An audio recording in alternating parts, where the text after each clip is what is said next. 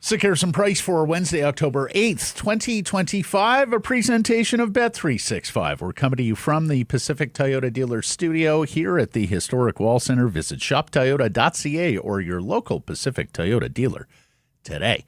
Matt Sick Harrison alongside Blake Price, four-time Juno Award winner Mike Rogerson hitting switches and conducting things one more sleep, everybody, until the Vancouver Canucks kick off season 25-26 in the National Hockey League. Everybody excited after getting our first taste of NHL regular season hockey last night and getting a chance to see more of it this evening. We will start with the Redwoods golf course poll question today. Outside of the core players, who is the Canucks X-factor this season? We've listed Filip Chytil, Evander Kane, Jonathan Lekramaki as options, but there's an other tab there as well, so feel free to go off the board. And if you do, please specify in your reply. As for the core players, we just felt it was too easy to say, well, Elias Pettersson bouncing back after a poor season and a half, naturally.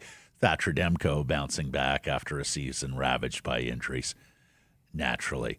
Quinn Hughes is a core player. Brock Besser's a core player. Okay, it wasn't 40 goals. It was 25 last year, but we have a baseline, I think, on all four of There's those some wild card guys. scenarios there, but they're not wild card players per se. Right. Yeah. So, X Factor, and Blake quibbled with me on the use of this phrase, defined as a variable in a given situation that could have the most significant impact on the outcome. Scientific term. Scientists use it all the time. Mathematician. Scientists. He goes out for cocktails with scientists all the time. Oh, That's yeah. how he knows. Oh, yeah. That's how he knows. I mean, my group chat on metaphysics, you should Yes. see it, Blake. It's the amount of really friends that Matt has that there. wear monocles, it's extraordinary. Way more than the average. I mean, I'm very jealous of their microscope collections.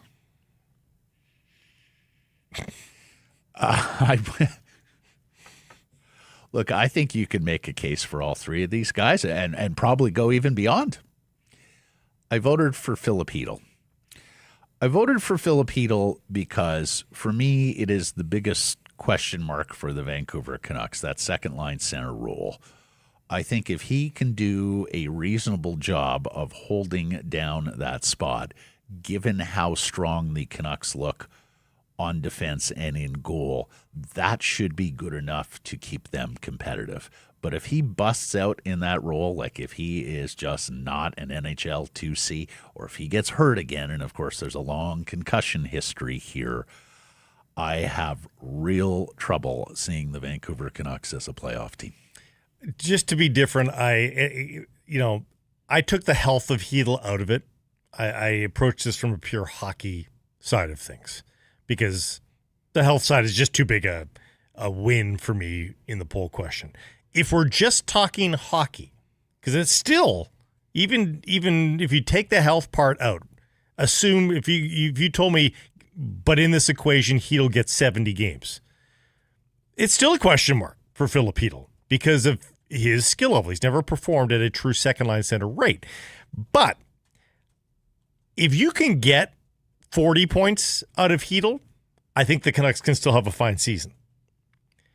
So to me, I think that's the minimum, Blake. 40 points would not be particularly outstanding second-line center production. Nope, but on a lower-scoring team that has other ways to win, yep. I'm going to count that That's as a lot of 2-1 wins. That's a lot of 3-2 wins. I think they can get by with that. The bigger swing for me is not Chytil going from 40 to 53 points.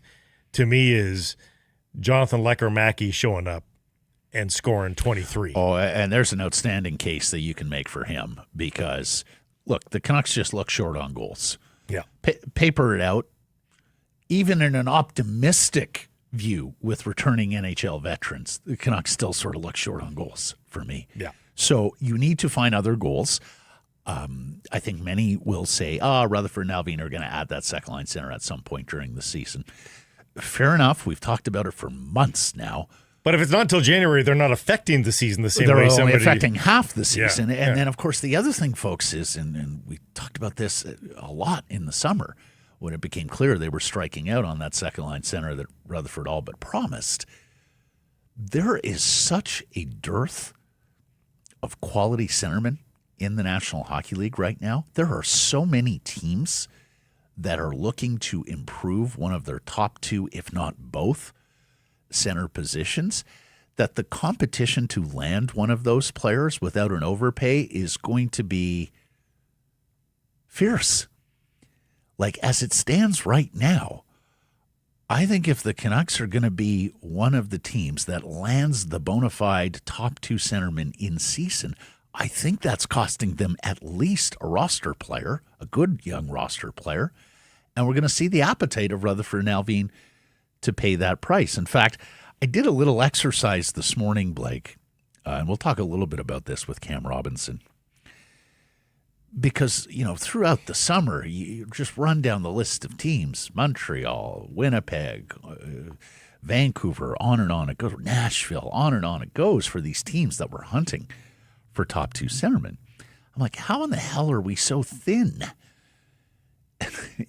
at that position in the National Hockey League? So I went through an exercise this morning, Blake, and I found that between the 2015 and 2019 drafts, and I picked those drafts because 2020 onwards, you still have the possibility of a guy drafted there who has yet to pop, who is just a young player who has yet to hit his potential as the top two center in the National Hockey League.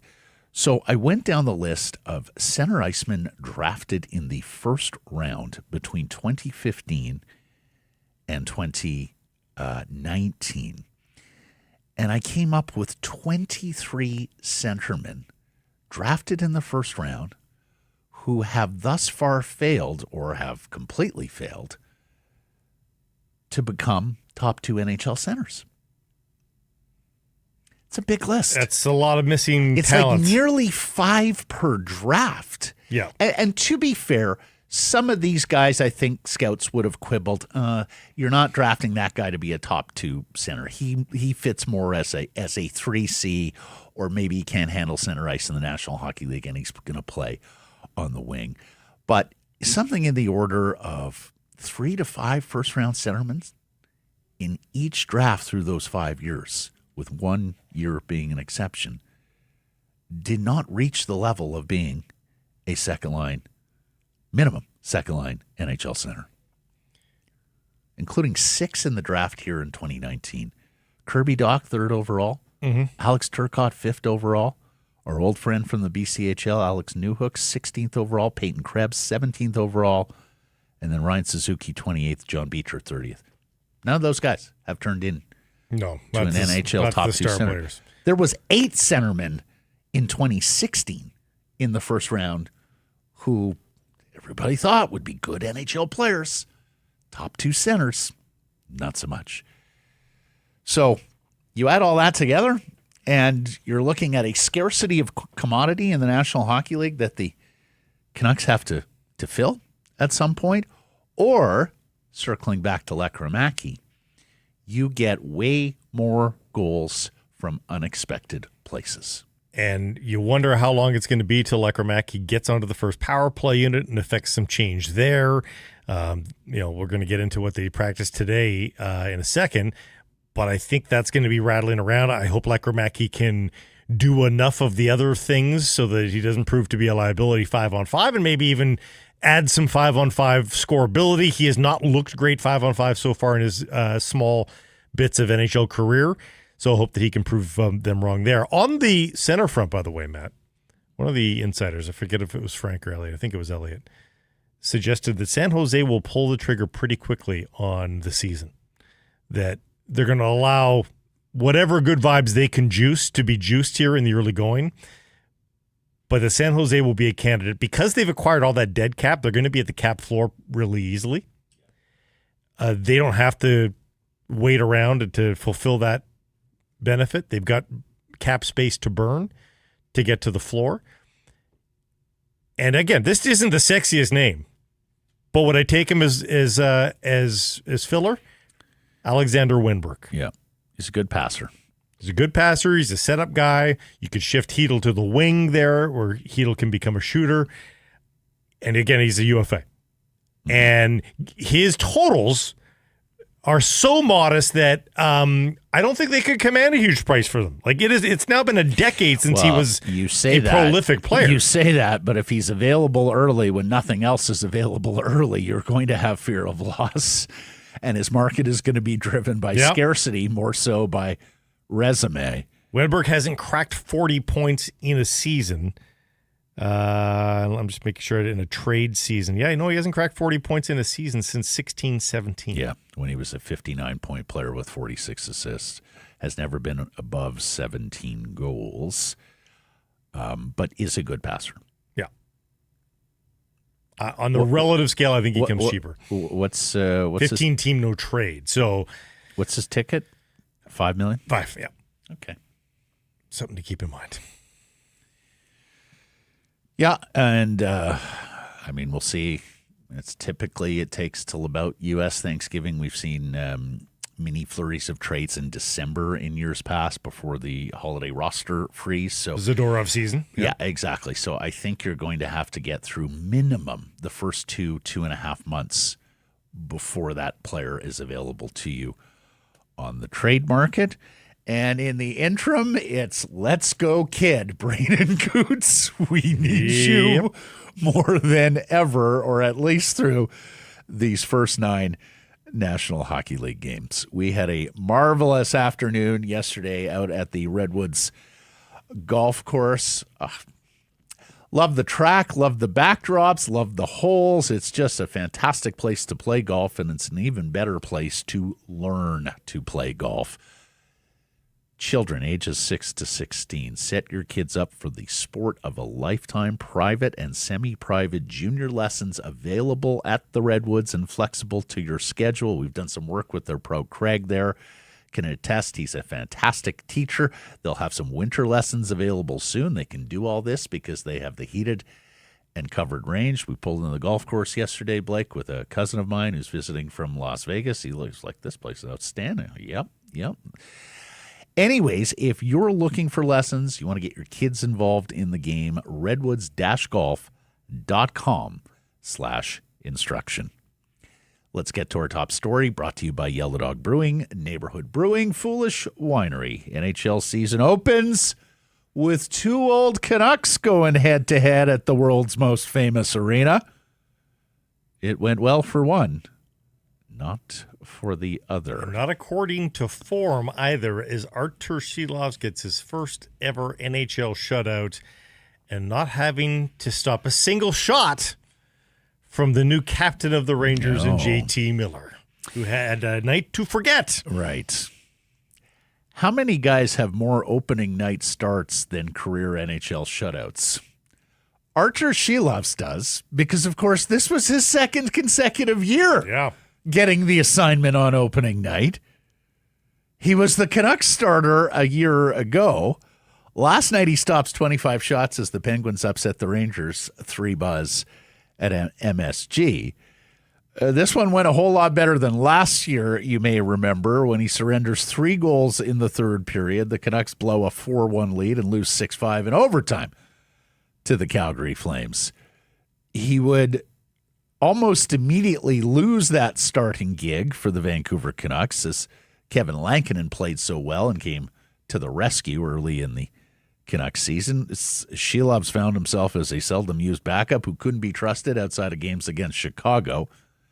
He reestablishes his value by winning Calder Cup MVP and leading the Abbotsford Canucks to the AHL championship. But he was deemed the odd goalie out by Canucks management. Trade him to Pittsburgh this offseason for a 4th-round pick in 2027 and forward Chase Stillman. He's expected to be Delta's Tristan Jarry's backup, Tristan from Delta, in Steeltown. He's the surprise starter. People who watch the Penguins say, "Oh, this was the new coach there. His way of getting Jari's attention." And he's named the game's first star. 25 shots, only a moderate night, not super busy, but it's not a great team, so they're going to give up some higher danger chances. Apparently, not so much last night. I think one outfit had one high danger chance for the Rangers. So the Penguins were able to do the job in front of Arturs Silovs for at least one night. How many more? We'll find out. But I am cheering on Arturs Silovs. Of course. I don't think it's. I thought he was a breath of fresh air personality-wise. Yep. He was a little bit quirky goaltender personality. And not just Canuck fans, but the goaltending community does, and they're not disparaging him, but they've always just said he's not 1A hockey material. Yeah. So if he proves them wrong, that'd be fun. I mean, I just love his story. He's this Canucks minor leaguer who gets the nod for his home country, Latvia, in the World Championships, leads them to a bronze medal, is the hero of that tournament, is a national hero. Feted beyond belief. Yes. Far and wide. And if you know something about the Latvia and the Latvians, I mean, ain't no party like a Latvia party. If you're surfing on that wave, it's a big wave. Oh, my goodness. Bring your hydration. Bring your tolerance. They make the Finns look like peewees. Mm-hmm. So he comes back to the Canucks. Your emergency starter in the postseason against the Edmonton Oilers, where he looks splendid against Connor McDavid, Leon Draisaitl, and the high-powered Edmonton offensive attack. Once again comes back to the Canucks and isn't able to seize the role, because remember, he got some starts the previous year as well. Mm-hmm. And look, I pretty much take Kevin Woodley syllable for syllable when he talks on goaltending of in-goal media. And one of the things that Kevin has always said about Silovs is, if you look at his career, when he has been the lock-stock starter, whether that was the brief periods with the Vancouver Canucks in the playoffs or with the Abbotsford Canucks, he has been splendid. When he's in some sort of shared or backup arrangement where he's not getting a run of games, he has really struggled. That basically, this is a guy who needs reps to be at his best. And we'll see if the Penguins and their new head coach understand that and are willing to give him the run. Why are you looking at me like that? No, I'm just wondering. I'm curious as to why it is to if they ride a hot hand here. Like, it's so early. I think you have to after he shuts out. I mean, it's early in the season, and the veteran guy is there. I could see them just going, "Oh, it's first week. We're going to get both of their feet wet." Oh, no. If you're this young coach, what's his name? Muse? I don't even Dan know Muse? this guy. Dan Muse. I saw Jeff say his nickname was Ham because of Dan Hamhuse. It should be the Muse. Yeah. We play emo rock. Yeah, he's a 43-year-old head coach, first time NHL head coach, succeeding two-time Cup winner Mike Sullivan. Yeah, no pressure. At the end of the Sidney Gino Letang triumvirate. It worked for me. Why isn't it working for you? So, no, but the thing is this profile of coach, Blake, tends to feel like he has to win to validate his station on that bench. I would think that this is a guy who's going to play to win every game like it's a Stanley Cup playoff game. Even though I bet Cal Dubas is secretly hoping I would like Let's get Mr. Gavin McKenna. Yeah. But again, it's less than a 1 in 5 chance, right? Even if you're the worst. So I would suspect that Artie is going to get some run there after a performance like that. He absolutely should. But we'll see where it goes. As for the other ex-Canuck, JT Miller gets absolutely devoured by Evgeny Malkin and his line with the Pittsburgh Penguins. Take a look. Jeff's got the graphic there, the Corsi for and against 12-2 in the even strength head-to-head minutes against the Malkin line. This is 39-year-old Evgeny Malkin. With no wheels left. Who has not looked great in his last couple of seasons. An auspicious start. I shouldn't say last year.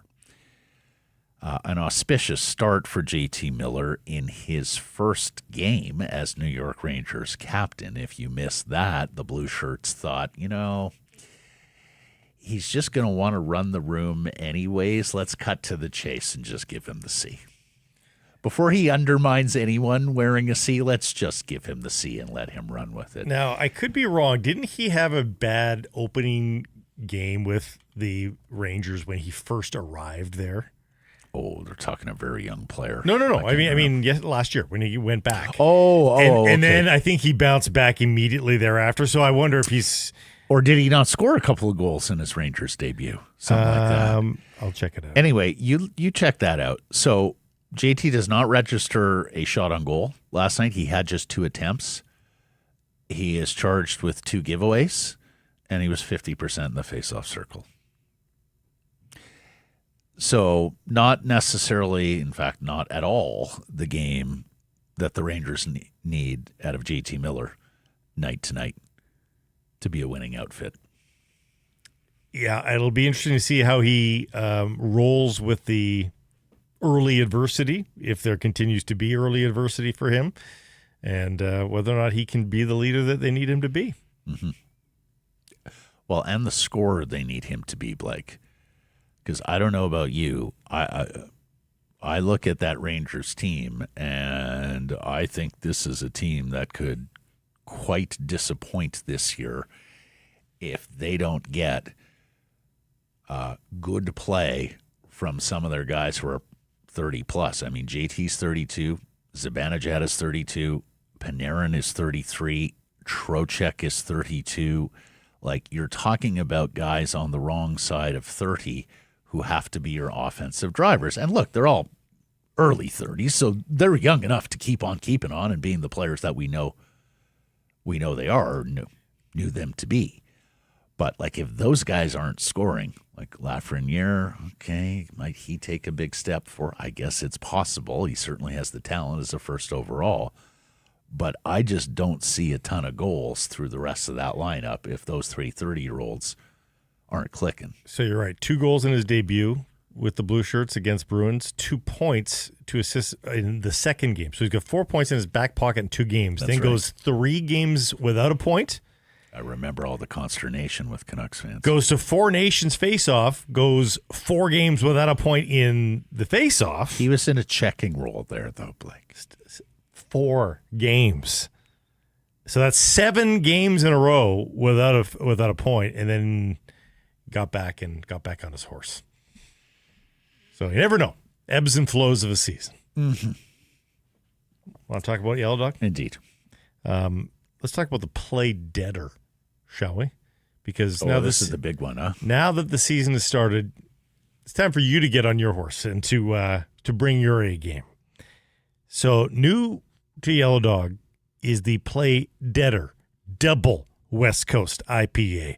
New wave of tropical fruit, citrus, hint of pine, balanced with that smooth bitterness and a clean, dry finish. Dangerously drinkable. Play Deader doesn't just play, it dominates, like Arturs Silovs on JT Miller. Like Malkin on Miller. There were a lot of guys who dominated JT Miller yesterday. Yeah. Canucks begin the new season tomorrow at Rogers Arena versus the Calgary Flames. Flames actually open their season tonight in Edmonton against the arch rival Oilers. So second of a back-to-back for Calgary. Although, and I got asked about this this morning by our friend Brock Jackson on Soyuz Radio. I was joining them the first week of every year. Mm-hmm. Is it really a advantage to get a team on the second of back-to-backs early in the season when it's a 1-hour flight? Are legs still fresh? Body still fresh at this point? Or is that a bigger ask of the athlete early in the season when they're not accustomed to playing games? I think November 5th back-to-back is not an issue because you're still fresh enough, but you're not feeling stiff or sore from being so early in the season. They're pretty well prepared now. They're very well prepared now. It's a 12-month-a-year job. I mean, nobody comes to training camp to get in shape If you're somebody that hasn't had to take any breaks, like a Derek Forbort and stuff like that, like back-to-backs there is tough. If you're playing back-to-back, I'm just giving an example, a guy that, that missed time. Somebody like that, a back-to-back might be tough, but it's not what it is in January and March, that's for sure. Flames top prospect, defenseman Zane Parekh, a healthy scratch tonight. That caught some by surprise because people think the Flames need goals, and this is a gifted offensive. They're worried about the speed of the Oilers, is the company line. So while the Canucks may benefit slightly from getting Calgary in the second of a back-to-backs, there may well be fresh legs dropping into the Calgary lineup tomorrow. Yeah, it's. I would guess that they saw that and saw Zane Parekh's chances versus Vancouver look a lot better. Yeah, let's do that. Let's do that. Let's have him jump in versus the Canucks. And you may have some load management or some strategic changes night to night. Adam Foote has talked about that a little bit. Well, job shares more than like guys that just don't need to play every night just yet. Well, platoons. I'm sitting there watching the baseball game last night. Well, first of all, I see the lineup that he turns in, and I'm like, whoa. In fact, I was surprised at the lineup that John Schneider and the Blue Jays turned in on Sunday, too. Mm-hmm. I was like, Miles Straw is starting? Okay, I know there's a left-hander on the mound, but... and then last night, I was like, oh, he's got Santander in the outfield, does he? Okay. Mm-hmm. But as we know, Blake, baseball is the most advanced sport on the data. Yeah. I do wonder when hockey is going to adopt and adapt. If hockey adopts and adapts. We've been talking about this for a number of years. Baseball, you got your platoon situations, right, where you crunch numbers and you forge a lineup based on the statistical probabilities. Basketball has its load management where even star players get sat down for games here and there. I think you can argue hockey is more demanding than even both of those sports physically. And we haven't yet seen NHL teams and NHL coaches really sort of dive in from a data, platoon, load management standpoint that we're seeing in other sports. We'll see. Like honestly, Matt, can you tell me that Tyler Myers, Derek Forbort, Elias Pettersson, and Victor Mancini need to play 75 games? Like you can rotate like all those guys at the back. They don't need to play every single night. No, I know. And I don't think that there is such disparity on the back four defensemen of the Vancouver Canucks that they need to ride that. And if I'm the Canucks, if you think you can make the playoffs, I would rather Tyler Myers has played 68 games. Well, that's it. Like when we talk about the Cup being the hardest trophy to win and the physical taxation of 4 rounds of playoff hockey, would you not want a 34-year-old defenseman going in there with 68 games as opposed to 82? Yeah. And it's going to be an 84-game season next year. That's right. Like, why does a mid-30s defenseman want to play 84 games? Maybe that triggers it next year. Because here's the thing. A lot of these coaches will sit down veterans when a playoff spot is clinched or there's no upward mobility in the standings the last week of the season. So they know it. So if you're submitting to that, then the underlying logic is there, gentlemen. Yeah. That all said, it does come with some drawbacks. I mean, heart goes out to the fan who spent big money to see LeBron or KD or whomever in the NBA in their city, and all of a sudden that's a load management scratch. You're like, okay, well, I spent all this money to watch a star player who's not playing. Anyways, that's tougher. We'll have that. We've had that discussion for years. But Matt, with an Olympic year in particular, and Foot even said last week, you're going to get sick of me saying the phrase condensed schedule. So, but like you could sit a guy a game, every 2 weeks, and he's still going to be playing 3 times a week. It'll be unnoticeable to rotate guys in. But let's not get too far down the load management. It's game 1. No one needs to load manage just yet. On the strategic side of things, that to me is where it's even more interesting than just guy needs a rest. The same lines and pairings for the Canucks at practice today. JPAT has them here. So Archdeep Baines remains on that second line left wing with Filip Chytil and Connor Garland. Braden Coots centering that young line with, well, him and Jonathan Lekkram-Mackey are young. Then there's Evander Kane on the other side. Linus Karlsson continues to skate as the spare forward. I'm a little surprised he's not in the opening night lineup after his AHL heroics from last season, but I also don't think it was a standout camp or preseason for Linus Karlsson. And Elias Pettersson, EPD, skating on the offside, the right side defenseman on that third pair with Derek Forbert, Victor Mancini as your seventh defenseman. Of course, he was recalled yesterday from Abbotsford after not making the initial cut of the NHL's roster deadline, but recalled yesterday after they put Pierre-Olivier Joseph on IR. Teddy Bluger continues to miss practice and is all but certain at this point not to play in tomorrow's opener. Yeah, I mean, they've effectively said he's sort of gone for a week or so. So I think he's 3 to 4 games most likely. We'll see. So let's hear from the kid.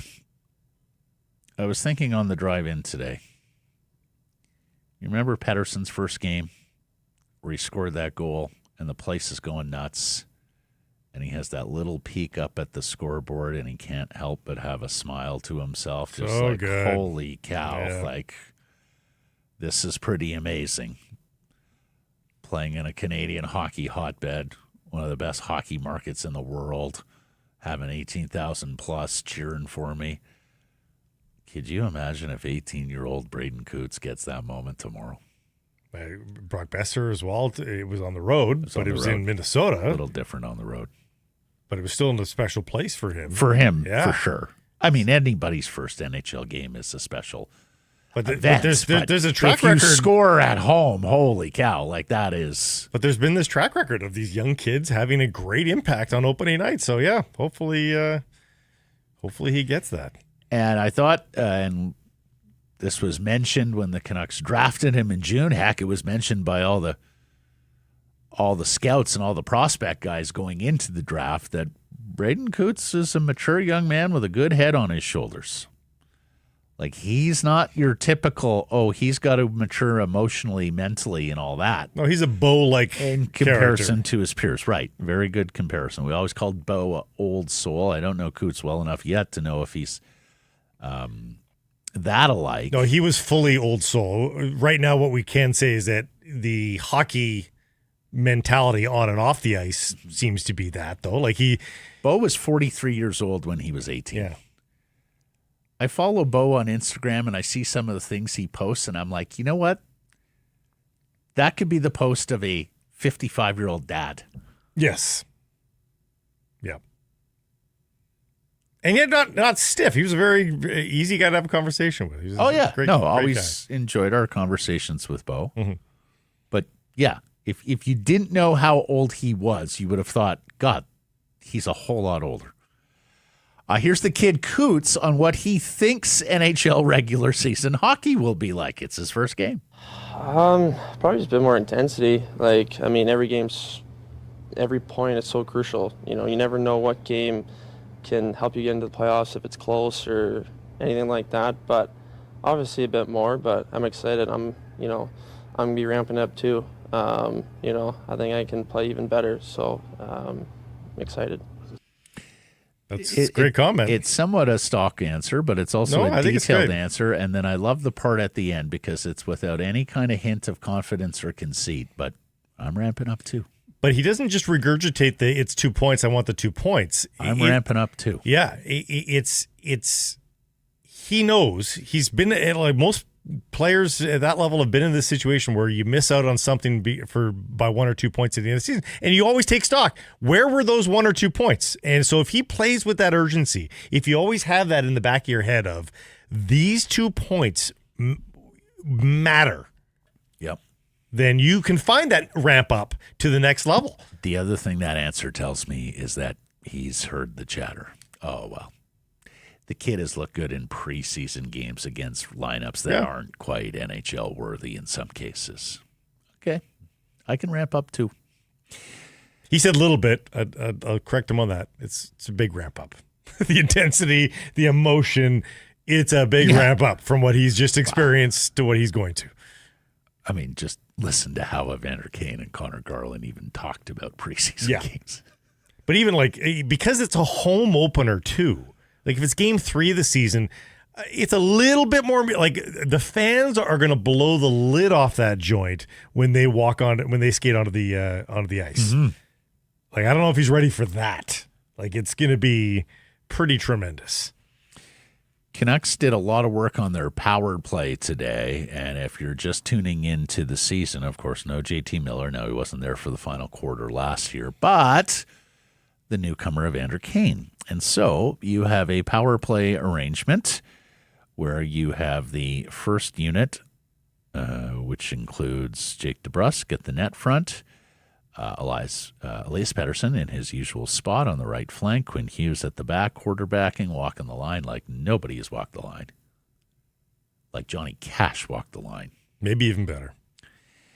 Besser in the bumper and Evander Kane on that left flank, and there's already people who are talking about, okay, should it be Kane there, or should you have the blistering right shot of Jonathan Lekramacky there? We shall see Lekramacky on that second unit with Cootes, Chytil, Garland, and Roenick. Thing is, you don't see a lot of the second unit these days. Most first units play a lion's share of the power play time. I think that DeBrusk spot is there for the taking as well. Like, Jake's got to be pretty good off the bat on that power play as well. Because because Besser's a good net front guy too. Well, you can either slide Besser down, you're right, and find a new bumper, or Besser stays, and like Chytil or Garland as a net front presence. Chytil's size, Garland's annoyingness also could factor in there as well. So I think DeBrusk has got on task as well. I would agree. They also did some penalty kill work this week, and they're going to need it, minus penalty killing ace Teddy Bluger. And Blake, if I have a significant area of concern going into just this first game, not the broader lens of the first 2 months with Chytil in the second line center role, it's this penalty killing unit. Did you see how they lined this up? Mike, do we have the tweet there, the visual? I believe it's from our buddy Trevor Beggs at Daily Hive. The first unit penalty killing group, forward-wise, is Kiefer Sherwood and Drew O'Connor. Mm-hmm. Now, those are common names to the penalty kill unit. We thought they would be amongst the most used penalty kill guys. The problem there is neither are a centerman.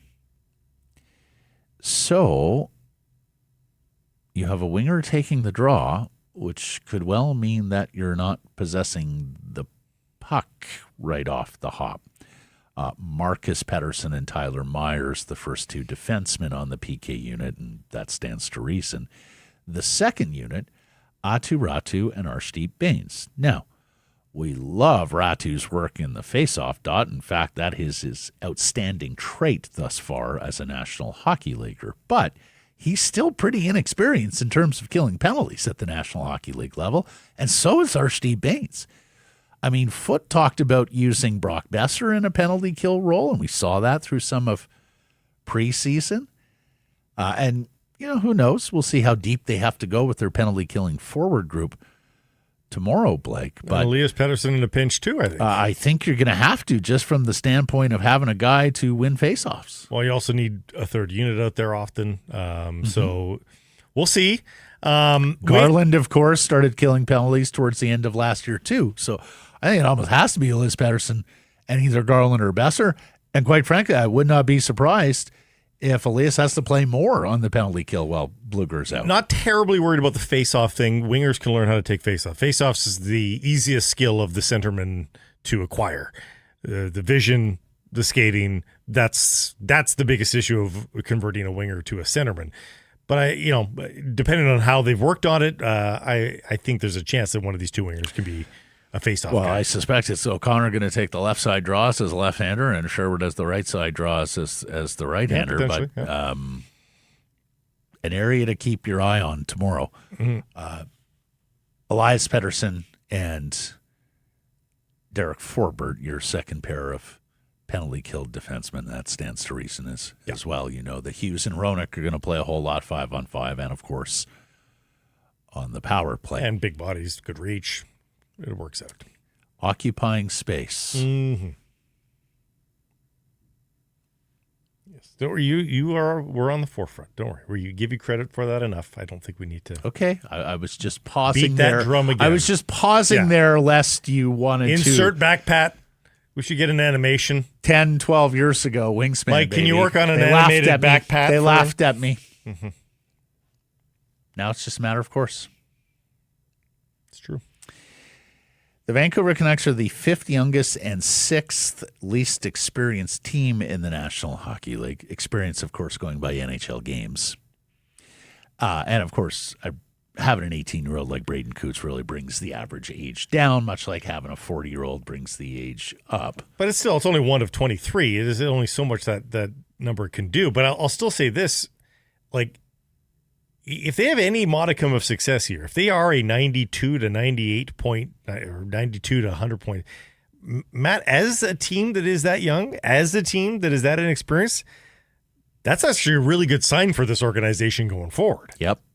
Like, I mean, all of it in the context of will Hughes stay, but yes, I hear what you're saying. I mean, because but we've also said that about Quinn Hughes staying is if it's the same old guys carrying the workload here and putting the team on the back to get them to the playoffs, if it's just about Petey, Hughes, and Demko dragging this team, I don't know that looks great for Hughes. But if he sees the young guys that we're talking about here contributing and sees a future here that looks bright, that's an entirely different thing. You know, think back to the last days of Travis Green, Blake. Hughes is great on a night-to-night basis. Elias is very good on a night-to-night basis. If those guys happen to get over that night and score some points, great. That was a victory. That was a route to victory. Otherwise, it was, come on, Thatcher. Yeah. Please save our bacon again. And all the Jason Megna goals in the world aren't going to, change your name, change your feeling about the quality of that team. Mm-hmm. So you need, or the future of that team. The future of the team. Yeah, fair enough. Kind of like all the Radom Verbata goals. Great in the moment, but you couldn't sit there and hang your hat and go, Verbata's going to be a part of the solution going forward. Thomas Vanek. No, yes. he was a stopgap. Yeah. Thomas Vanek wasn't back-checking shit. And he was on a one-year deal. Didn't really say much about your future. We'll say, though, quite enjoyed both personalities, Verbata and both of them. Vanek. And then there's weight. Some of us know a thing or two about weight. They are the second lightest team in the National Hockey League. Only the Pittsburgh Penguins are lighter, averaging 194 pounds per player. Now, we know heavy hockey is a thing in the playoffs. Or at least, and it's funny because nobody was talking about heavy hockey when Tampa Bay and Colorado were winning cups. People were talking about, wow, look at all the offensive skill and puck possession and goal scoring. But yes, when a team like the Florida Panthers wins the cup, I guess Vegas to a lesser degree, St. Louis certainly when they won. But Nathan McKinnon's also a big dude. No, so I'm not saying there weren't big. Yeah. I'm not saying there weren't big players. So is Hedman. Yeah, big players on those teams. It's just the narrative of heavy hockey in the spring seems to be more pronounced with a certain profile of team than with others. So if we just heavy hockey is the thing in the spring during the Stanley Cup playoffs. Fair enough. Is heavy hockey a thing through the 82? Like. Are you at all nervous, concerned about the Vancouver Canucks, man for man, pound for pound, being lighter than the opposition? Well, 80 times this year, right? If those stats won't hold because players will be called up and players will be sent down, and off. I mean, you can call up a 240-pound AHL tweener, and suddenly you're a heavier team. But as it stands right now, just to baseline it. 80 out of 82 games, they'll be the lighter team on the ice, other than the 2 games against Pittsburgh. In a vacuum, it's mildly concerning, but it is not only adjustable based on what you're saying, but of course in terms of player acquisition. And I would put a sum of money that the Vancouver Canucks acquire not 1 but 2 full-time roster players between now and the end of the season. Mm-hmm. However, whether those guys bring up the average, I don't know. We'll see. But I think you also have to be careful that, some of these guys can be lighter, but they're damn strong. Like, I think Elias Pettersson right now, he's light, despite the, how many kilos? 6 kilos added? 6 kilos, 13 pounds. But I think he's very strong. So if he wants to play a more physical game, then that guy's not the greatest. You think he's very strong? Yeah, I think he's very strong. Like by NHL standards, very strong? I think he is stronger than the knockdowns indicate. Okay. Yeah. And of course, the other variable here is guys are going to lose weight during the course of the year. Like some guys, just the weight comes pouring off in these NHL games, lugging around all that equipment. Other guys have a way of maintaining a certain playing weight. We'll see if the Canucks are tossed around as the course of the season goes along. Like, let's ask you this: like, they looked fine in the 2 rounds that they played 2 years ago. Were they that demonstrably a heavier team then? Well, they had Big Nikita. Yeah. And he had a outsized, no pun intended, impact on those series, I would think. But they still have big defense, like in terms of height and reach. Like Marcus Pettersson, Tyler Myers, and Derek Forbort are all very tall guys. Yep. So is Elias Pettersson. Big there. I mean, JT Miller wasn't the smallest guy. No, but that's the only player that sort of jumps off the pages. Yeah, I mean, Dakota Joshua was not a small man. Hell, even Ilya Mikheyev wasn't a small man. He wasn't there for the playoffs, was he? He's gone, I think, wasn't he? Yeah. But, no, I mean. They were not a feared team. Let's put it that way. Well, I put it this way. I think the Oilers were just strictly through that prism were a good matchup for them. Like that was a skating. Yeah, Draisaitl's a beast, of course, but that was a skating team with a lot of guys who were comfortable with the puck on their stick. Of course, Evander was on that team too. Desharnais. Your boy Desharnais. I didn't think you were going to utter his name again, Bryce. Oh, I'm on the right side of history here, so I'm happy. Very much so. You have your Desharnais. I have my Wingspan. Which are really contradictory points. I like my hat. I like my hat rack better than yours. No, see, they're perfectly contradictory you called points. Desharnais wasn't going to be a thing. Oh, wow.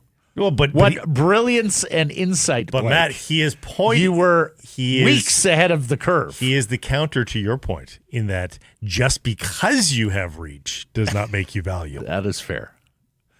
I will concede that narrow point.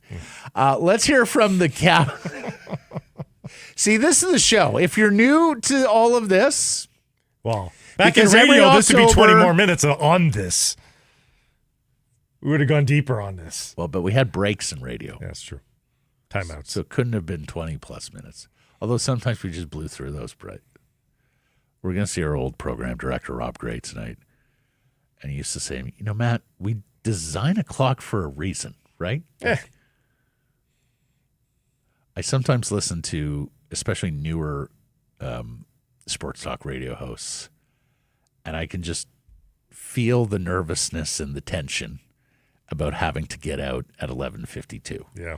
I can just feel them rushing their co-host or their guest or whomever because the program director has told me I got to get out at 11:52. Damn it, it's 11:50 and 47 seconds, and I have to get an ad read in here. And I so don't miss those days. Anyways, we know every October there's a whole lot of new people who come to the show, stumble upon the show. If you were one of those people, thank you for discovering us. Welcome. We hope to keep you informed, entertained, and emoting each and every day here through the Vancouver Canucks. Well, each and every weekday through the Vancouver Canucks season. Now, let's hear from the captain about the relative youth and inexperience of this roster. Here's Quinn Hughes. I don't know. I think that we got a great group of guys in here. It doesn't feel too young to me. I mean, we have some guys that had to grind in Abbotsford for a year or two, 3 years, and they're obviously ready to move up with them winning the Calder Cup. So I think we just had some hungry guys. I don't look at it as young, but guys that have wanted to crack the team for a couple years and earn that right this year. Yeah, and it's a fair point. Yeah, guys that have dipped a toe in the NHL have experienced it, but they want it to be their rightful home. They want to be regulars. They want to be NHLers. Baines, Linus Karlsson, Lekkerimäki, Mancini, Räty, EPD. It's a number of guys. They never want to see Abbotsford again, all due respect to the Valley. They just want to be Vancouver Canucks. Mm-hmm. Mm-hmm. Do you think we need to explain the wingspan thing, the context, the story all those years ago with Craig J. Button? Mike, are you familiar with what brought... Okay. Yeah. Let's get to the menu then, brought to you by Greta, a fantastic spot to watch all the games home and away, and the place where we'll be partying on Saturday. That's right, Saturday, October 11th. Dropping the puck on a brand new hockey season. Vancouver plays Edmonton, and it's a full-on celebration watch party from our friends, the Canucks Army crew. RinkWide Vancouver going to be there early. We'll be there. Canucks Convo, David Quadrelli, Harmon Dial. The game's on every big screen. We've got game day specials, giveaways, surprises all night. The doors are at 6. The puck drops at 7. Grab your crew, rep your fan gear. Get ready for a season opening party. There is no charge here. Tickets are free. You just register at nationgear.ca. On the program today, Irf Gafar, co-host of RinkWide Vancouver with J-Pat. They will have your post-game coverage. If you are new to the program, let you know we have a post-game show. It's called RinkWide Vancouver. The hosts are Jeff Patterson, 20-plus years covering the Vancouver Canucks, and Irfaan Gaffar. They join you minutes after the final horn of every game. So Jeff, Irf will have you covered post-game tomorrow after the Calgary game, Saturday after the Edmonton game. Irf's going to join us. He's also got a new weekly show here on the Nation Network with insider David Pagnotta. We'll tell you about that. As with all our guests this week, we are asking them for their predicted point totals of the Vancouver Canucks and their final place in the Western Conference or Pacific Division standings. Cam Robinson will join us as well from Elite Prospects. Talk to Cam about the X-factors here, whether weight, heft of an overall roster matters, and Pettersson, DeBrusk, and Besser, it's a good line. There's a lot of offensive potential there, but do they have too many eggs in one basket? We will ask that of Cam. And he dives deep into the centerman, too, up and down the spine of that forward set, too. Later in the program, exciting times in the world of baseball. Look back at those Blue Jays-Mariner games last night, forward to the games today. Both can clinch a spot in the ALCS, as well as some Whitecaps and Lions coverage. BC on a bye, Vancouver going all the way down to Florida. They're going to be scoreboard watchers. Both. Oh, yeah, both of them are big-time scoreboard watching at the ends of their respective seasons and still jockeying for playoff position. The good news is we know both of those teams are in the playoffs already. There is that. The X's are there. Indeed. Time now for our Bet365 bets of the day. Somebody snickered at my Penguins straight-up call from yesterday. I don't think I did. Plus 190, baby. I don't think I snickered at that. Alas, Shane Bieber did not record 7 strikeouts in the 2 2/3 innings and 50-some pitches he was given by the Blue Jays. When you got a big lead, you tend to throw strikes. When you threw that out there, Blake, I was like, oh, but if the early hook comes and they manage this game from a ain't got time to bleed, 7 strikeouts is such a high bar to get to. But at 6-1, I was optimistic because I thought he's going to throw strikes at 6-1. Right. But then he threw too many of them. Although sometimes at 6-1, you pitch to the score, right? Like, okay, I'm strike one down the middle here because if you hit it out of the yard, okay, it's 6-2. Not the end of the world, Against that Yankee team, though, there is a lot of potency. Those solo shots can rack up, too. That's right. We talk about it every October. Scores in the NHL tend to be high. Defensive systems have not yet taken root. And in the case of Calgary, Vancouver tomorrow, as I mentioned, I am worried about that Vancouver penalty kill unit without the presence of Teddy Bluger, with all that inexperience out there, and with what looks to be just one centerman, at least on the top two units. So I found myself a prop that gets to a lot of goals on both sides of the ledger. Both teams to score 3 or more, paying out at plus 210. I'm looking at the Battle of Alberta tonight, and no Zane Parekh, no problem for the Edmonton Oilers, I don't think. You don't think they're sweating the? You don't think of the absence of a teenage defenseman? Really? I think they're going to be okay. They're going to be all right. And I think Connor McDavid, after the new contract, has a statement game. 3 points for Connor McDavid at plus 265. The segment of presentation of Bet365, whatever your bet. It's never ordinary at Bet365. Download the app, get in on the game, use code NATION when doing so. Must be 19 or older. Please play responsibly. Irf is next. Irf Gafar coming up next.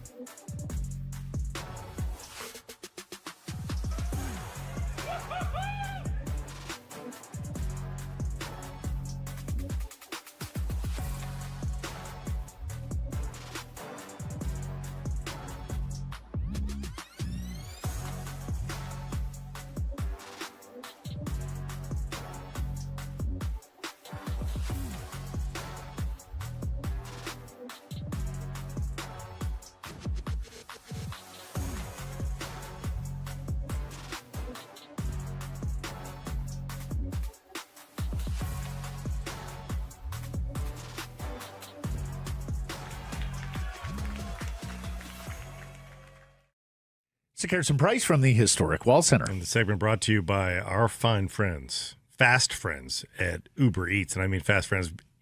We've come to really love this partnership because it's made in heaven, as is Uber Eats. Because does anything go with game day quite like Uber Eats? Nothing. It is the perfect marriage. They know that. We know that. You know that. And they want to be a part of it right from the get-go. That's why tomorrow, as of 12:30 p.m., I mean, all day long, Uber Eats is going to be on the plaza counting you down to game time for the Canucks opener at Rogers Arena. And a bevy of us will be down there as well to ramp up to game time. It should be a lot of fun. To ring in the new year. Yes. With some food, with some friends, with some fun. It's going to be a lot of fun. And again, all season long, there will be exclusive game day specials. Game day eats, hey, from paper plates and napkins if you're hosting to all the ingredients you need to make your favorite game day dip. So before, during, after the game, Uber Eats, assisting your fan experience all season long. Joining us now, Irfaan Gaffar. He's the co-host of RinkWide Vancouver. He'll be in with J-Pats tomorrow evening after the game against the Flames, Saturday after the game against the Oilers. Also debuting a new show this year on the Nation Network. DFO Rundown Insider with David Pagnotta and Irf goes Wednesdays at noon, and he joins us now. Hello. How you doing? What's going on, fellas? How we doing? Fantastic. I'm getting asked this question as I do interviews and over the course of this week with outlets gearing up for Canucks season. Where do you think the market is on this Canucks team heading into this year, Irf? Oh, man. Optimistic, but not overly eager, I think. I think that, you know, the excitement of the two goalies being back and being healthy in Thatcher Demko, the defense looks good, but it's who's going to score and how many goals are they going to score, and is Elias Pettersson going to score? And I think that it's unfortunate because we talk about it ad nauseum for years, or for at least the last year we did, year and a bit at least, and now it's going to have to come to fruition if you're Elias Pettersson, and that's the only conversation that everyone wants to have. I mean, do you think, like, do you think the market is ready to jump all over him if he has a couple of poor games off the hop? Like, how much leash do you think he has with Canucks fans entering this season? I think there's going to be a little bit of it, but even then, like, name me a player with more pressure going into a season for their own team than Elias Pettersson in the National Hockey League, and I don't think you can. I really don't. I think that with the great money comes now great responsibility. We've seen that, and you expect certain things. The coach has said all the right things. His teammates have said all the right things. Has said all the right things. And these are games like in the early on against opponents you can go and get. Calgary Flames, they're a pretty formidable opponent. The Edmonton Oilers, Elias Pettersson has had some success. Obviously, they have aspirations to make it to the Stanley Cup. But then after the St. Louis Blues, you go on the road, there's a lot of points that can be had, not only individually, but also team success as well. 2 years ago, Jim Rutherford said, if everything goes right, we can be a playoff team. I'd have to go back with a fine-tooth comb. I don't think I was as I don't think that statement was truer there than it is now. Like, now that seems to be a true statement. I think that was a better team 2 years ago on paper, in my gut at least. Now I do believe them. And it's not because I think they need a miracle. I just think there's a lot of players on this team that can go in two different directions this season. And so for me, that's a great statement for him to make right now, is that if it all goes well, I think there's a big scope for this team. I think it can be a 100-point team. I think it can be a 94-point team and flirt with disaster. So it's a funny squad there that, depending on which doors they choose here, it can have a multitude of finishes. And the most interesting thing, Blake, when you think about that and just kind of all the noise around the team, within that room and that group, there isn't that much noise. It's kind of like a workman-like attitude. But then you go and actually look at who's doing the work, and it's like, okay, is Filip Chytil going to score 20 goals? Is Evander Kane going to score 25? Is Jake DeBrusk going to, make the contributions that he did last season after Brock Besser signs his massive extension? Is he the same type of player that he is? And then obviously Elias Pettersson. So there's a lot of question marks. And for the president of the hockey operations to say, if everything goes right, like everything has to go right and some, I think. And then the biggest one for me is the health of the goaltender, who's had an entire summer without a hiccup and being able to prepare for this season, to be able to go in and get back to the Vezina caliber season. The best bet on Bet365 is Demko to win the Vezina. It's plus 4,000. Like, I think that if he plays as many games as, lets him and is in more games than not for that team, that's definitely a good bet to take. And we also know that Kevin Lankinen plays best when he's slotted appropriately as sort of a 1B or, high end 2. And if Demko's healthy, that means Lankinen gets slotted properly, and the Canucks could have the best. They could have a Jennings Trophy in their future. Absolutely. And I think that's kind of the way that they built their team, right? They built it from the ground up with the goalies, starting with the goalies, the two goaltenders. You hope that you just mentioned Jennings, but then the defense, if they can stay healthy, this is pretty good defense. I'd put them up against a lot in the National Hockey League. And then you get to the top end talent in the forwards, and that's kind of where the questions start to arise. Does the Jennings Trophy still exist, guys? I believe it does. I think it does, yeah. Has there not been a change in the criteria? Oh, I think it's just the guy, not the duo that gets the lowest goals against. Right, as opposed to Hellebuyck's won the last two. Yeah. Okay, yeah, I can remember all those years with Patrick Roy and Brian Hayward winning the Jennings Trophy in Montreal. I want to ask you about Besser. You mentioned he's got the new deal. I was thinking about this, Irf. Last year at this time, it's a contract here, right? And the Canucks were unwilling to negotiate. As we know, Brock is the type of guy who moves effortlessly between all factions and fractions of the team. So he was both a JT Miller guy and an Elias Pettersson guy, was very much aware of that situation and it bubbles. Over the previous 2 years, of course, everyone was trying to trade him, and at one point he had a trade request in there. I can't think of a season that has set up better for number 6 than this year, and I think it's been evident in some of his comments and body language in the preseason and training camp. He just seems like a guy who the weight of the world has been taken off his shoulders. He can just go play this year. Yeah, he never wanted to leave. I really don't. I think that the only time going back to just before he signed his contract, waking up that morning, finally realized that, okay, maybe it's not going to happen here in Vancouver. Patrick Allvin calls, and there's the sliver of hope. There's that one little sliver of hope where he says to his agent, okay, get a deal done. Let's figure it out here in Vancouver. This is where he wants to be. This is home. This is where, he set up his roots. Obviously, his partner's from here as well. Lots of good juju around Brock Boeser. But Brock Boeser, the hockey player, has been pretty good here for the Vancouver Canucks. 75 games, 25 and 25, 50 points last season.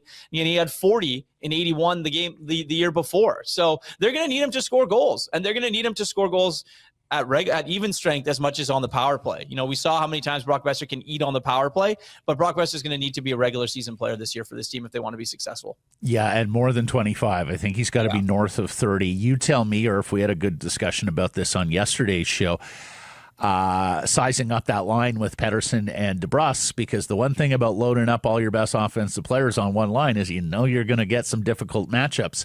They don't have to worry themselves as much about the other lines. How do you like the look of that line heading into the season?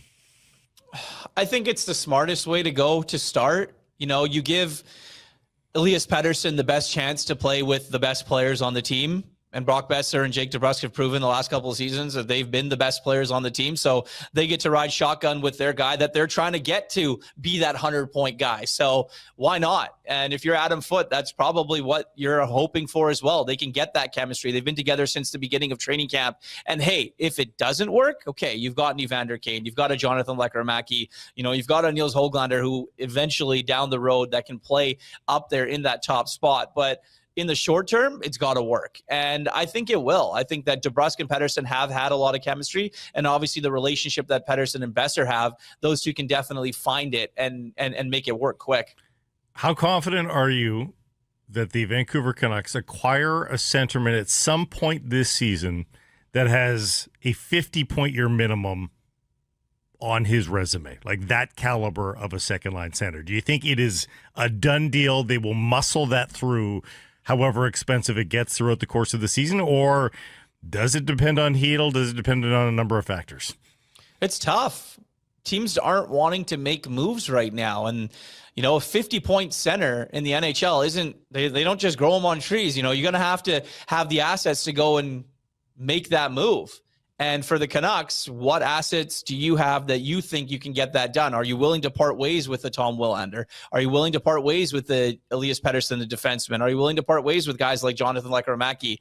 Like, these are what teams will be looking for a 2-3 center in the National Hockey League. And right now, they just aren't doing it. And if the Canucks get off to a hot start, and if they play really well, and as Jim Rutherford mentioned, if everything goes absolutely right, and they're in a spot where they can go and acquire, we've seen them do it in the past, right? You get Zadorov and you get, Elias Lindholm, you make moves. I'm just not entirely sure that they have what other teams want to go and be able to put those moves together to be able to acquire someone like that right now. And you bring up a good point here about a good start. Remember, it was 2 years ago when Rutherford said that, where they got off to a good start. And the good start didn't allow the team to sit back and say, hey, everything's going great, we don't need to do anything. They got off to a good start, and they added to that. They got off to the good start and then said, hey, we're not going to waste this good start. We're actually going to try to get better. And Nikita Zadorov started the wheeling and dealing that season. So it's going to be interesting to see how they react if they get a good start. Do they do the same thing? That's just it. And I think that this regime has shown that they aren't afraid of making moves if you have to. Whether it's a good move that we think about it or it's a bad move, they aren't afraid to pull the trigger on something if they feel that it's going to improve this hockey team. But that's exactly what any move has to do. It has to improve the hockey team. So if they find themselves in a position around the American Thanksgiving where they're, above that playoff bar, they're playing some really good hockey, they're going to add someone. And I think that you're going to want to see them control the narrative and control the situation and be like, okay, we're in the driver's seat. Let's add to this. Let's not sit back and wait until other teams catch us. Let's keep going and moving this thing forward. I got to say, I'm going through NHL rosters and depth charts. I am absolutely shocked at the lack of quality and quantity of center icemen around. Yeah, it's not great.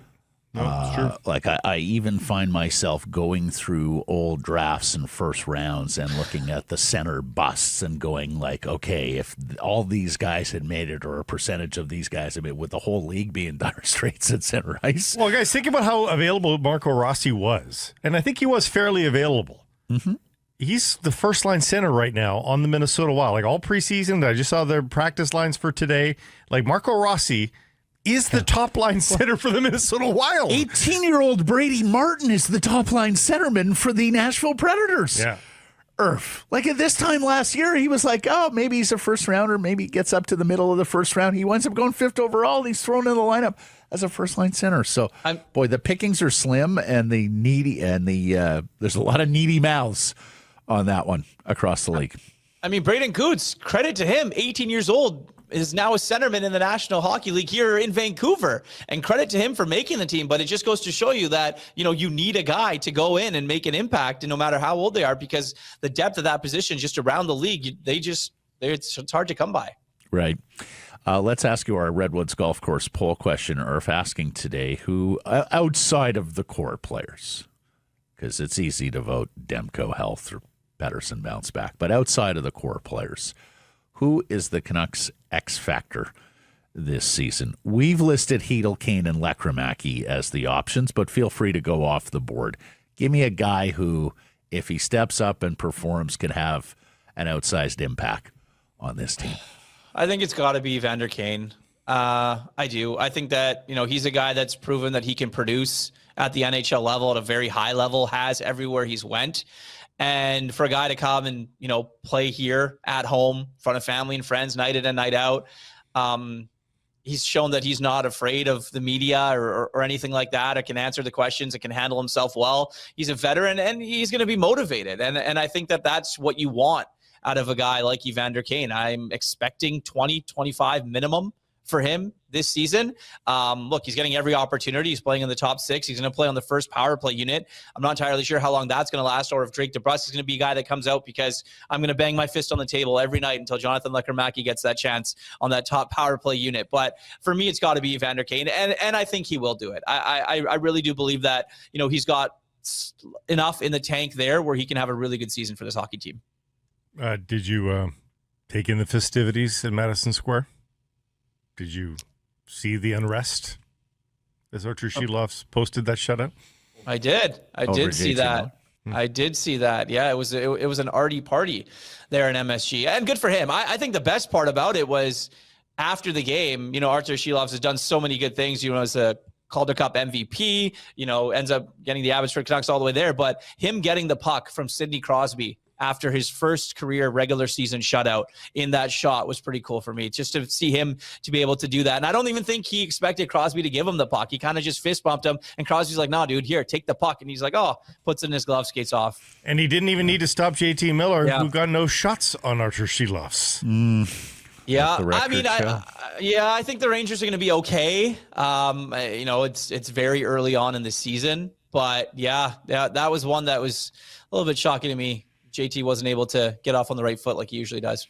If he had played that game for the Canucks last year, he might be their starting goaltender right now. That's true. That's true. How does the world unfold? Irf, we're asking everyone this week for their Canucks season predictions. I need standings points, and I need division or conference finish, my man. What says you? So Bet365 has the Canucks over-under points at 90.5. I had seen a few people on this show go a little bit higher than what I'm going to do. So I'm going to go 93. That's where they're going to finish. And it's going to be right around the second wild card position. I think that is flirty. Yeah, it's going to be very flirty. I think Utah is going to be better. I don't think the Flames are going to be as good as they were last season. And then the Kings are going to be there. And obviously the Oilers and the Vegas Golden Knights are going to be near the tops. But yeah, 93 is where I'm going to put the Vancouver Canucks this season. Okay. Yeah, and I have a feeling we might be doing more glancing over at the Central Division and those standing points as much as we are the Pacific Division this year. Yeah. So you had the Kings as one of the top 3 in the division, that you said? Yes, I do have the Kings as one of the top 3. Yeah. Lastly, buddy, tell us about the new show with Pinota. Known the guy for a decade, worked with him a bunch, and although fine folks here at DFO decided to give us a chance to, put it down and kind of put a show together. And it's Insider Edition. So Dave hears a lot of things, and as do I, and we're, going to have some fun with it. An hour every day, every Wednesday at 12 o'clock. I think it's going to come out noon Pacific. So it'll be fun. It'll be one of those things where, we're not just throwing away facts and listing through teams. There'll be a bit of storytelling. We're going to have some guests on the show as well, but I'm excited to do it. Like I said, I've known Dave for a long time, and it'll be a fun listen for sure. Yeah, Dave will be joining us nice this year as well. Looking forward to that. Good luck with that. Thank you for this. You'll be on RinkWide tomorrow night with J-Pat following the game against the Calgary Flames. Irfaan Gafar. He's all over the Nation Network now. Yes, thanks, Thank you. All right, gentlemen, be well. Sick Harrison Price from the Historic Wall Center. And this segment brought to you by our friends at the Pacific Toyota dealers and the Toyota Prius plug-in hybrid in particular. Folks, getting into the electric game, whether it's a hybrid or a full electric, okay, there's going to be efficiency gains there. There's going to be convenience in the pocketbook, but you don't want to sacrifice that for performance. And that's where the Prius, the 2025 edition in particular, comes in. New battery, very powerful, so much fun to drive, and a fabulous interior and cockpit that'll make you feel like you're 30 years in the future from where we actually are. It is so much fun. Go take one for a test drive. Don't take my word for it. You'll see what I'm talking about.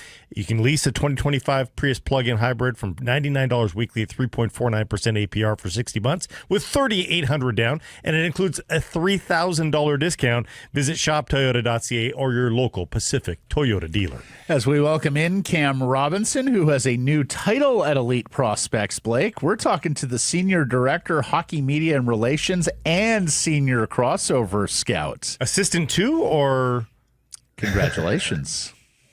Yeah, thanks, fellas. Yeah, it's a mouthful. It's a long that won't fit title on the card. Sure.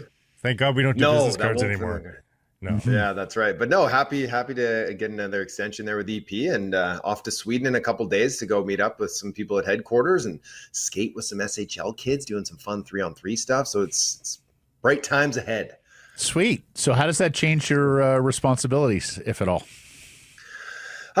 We've shifted some things around a little bit, but my job will mostly remain the same. I'm, the kind of the figurehead for everything front facing. I do all the scouting and traveling and social media and all that stuff, and glad handing with GMs and trying to make connections. So pretty much the same, but just a new title to go along with the many hats I wear. I remember the draft in Dallas when we were introduced to this long-haired kid from the island with his bandana who was just so personable and affable, and you felt like you knew him your whole life.